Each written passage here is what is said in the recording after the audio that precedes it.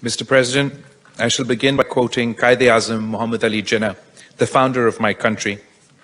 You were free to go to your temples, you were free to go to your mosques or to any other places of worship.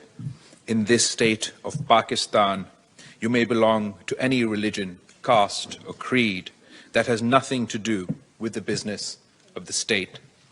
This, Mr. President, is the founding ethos of Pakistan. Therefore, the adoption of the Declaration of the Rights of Persons belonging to national or ethnic, religious and linguistic minorities 3 decades ago was not just an international milestone for us, it was also an embodiment of our national aspirations. We commemorate the Declaration today and welcome the convening of this high-level meeting.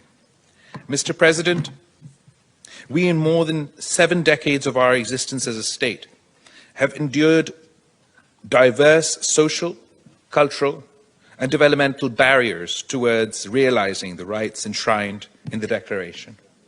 We made efforts to surmount these challenges, some successful, some not so successful. We are fully cognizant of where Pakistan is and where it ought to be. Yet our aspiration to realize these fundamental rights never dampened. Knowing that there is always a lag between the social policies and their desired impact, we continue to tread resolutely on the path towards full realization of the tenets of the Declaration we celebrate today. Mr. President, Pakistan continues to accord priority to legal, policy, administrative measures needed to implement the Declaration for safeguarding the rights of minorities in Pakistan. Every year we celebrate 11th August as Minorities Day. Protection of the rights of minorities forms the core of our National Action Plan on Human Rights. The Kartarpur Corridor, established by Pakistan for the Sikh community in India and in Pakistan and beyond, reflects our commitment to promoting inclusivity and interfaith harmony. The UN Secretary General has rightly termed the Kartarpur Corridor as the corridor of hope. And Mr. President, even when we are not successful in our efforts, we continue to believe that the state is the preserver and supporter of minority rights, even when they might be culturally discriminated against. We feel proud of this resolute belief today.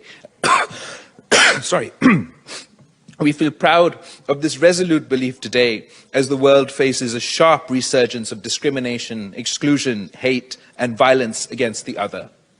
Where discrimination exists, our state intervenes to protect minorities and act as a bulwark against those that wish to divide and perpetuate hate. While the challenges to address ethnocentrism, anti-Semitism, and discrimination against Asians and Africans continue to exist, recent times have seen a growth of venomous Islamophobic trends across the globe. Unfortunately, there exist states that actively undermine minority rights, fan the flames of hatred, actively seeking to divide communities, persecute minorities as an active policy of state to perpetuate the political power of their ruling elite. Unfortunately, in my neighboring state of India, the once secular country as a home for all its communities is transforming into a Hindu supremacist state at the expense of its Muslim and Christian communities. Mr. President, the RSS hate-filled Hindutva ideology has unleashed a reign of fear and violence against India's 200 million strong Muslim minority, the largest minority in the world.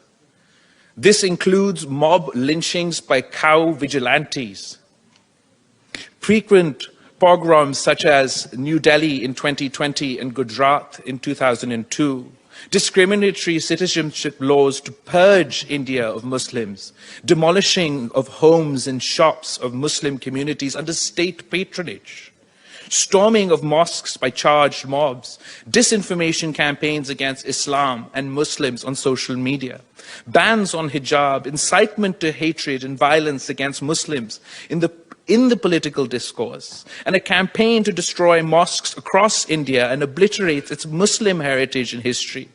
and increasingly frequent public calls for genocide against Muslims.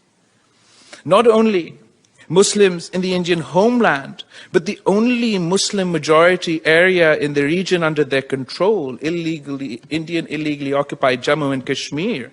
The occupying forces pursue a policy to attempt to transform the Muslim majority into a minority in their homeland. And Mr. President, to all this, what is the response of the international community?